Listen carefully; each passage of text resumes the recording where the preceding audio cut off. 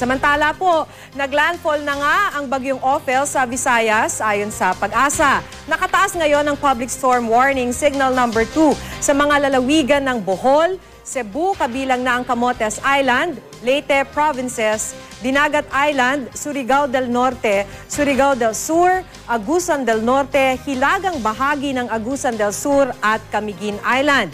Signal number 1 naman sa Masbate, Romblon, Northern Samar, Eastern Samar, Western Samar, Biliran, Capiz, Antique, Aklan, kabilang ang Boracay Island, Iloilo, Guimaras Island, Negros Oriental at Occidental, Siquijor Island, Misamis Oriental at natitirang bahagi ng Agusan del Sur at hilagang bahagi ng Bukidnon.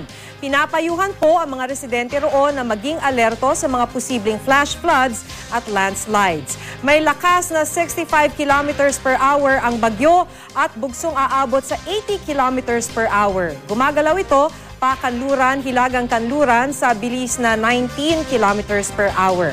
Base sa storm track ng Weather Central, maglalandfall ang bagyo sa Mindoro bukas at lalabas ng Philippine Area of Responsibility pagdating ng Biyernes ng gabi o Sabado ng umaga.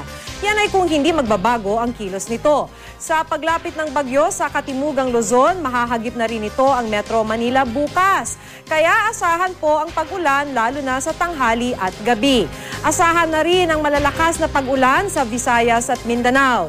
Abiso naman sa mga maglalayag, mataas ang mga alon sa eastern seaboard ng Southern Luzon, Visayas at Mindanao. Dahil yan sa bagyo at northeasterly winds. Kaya iwasan muna ang pagpalaot doon. Para sa iba pang impormasyon, pumunta lang sa website at Facebook page ng GMA Weather.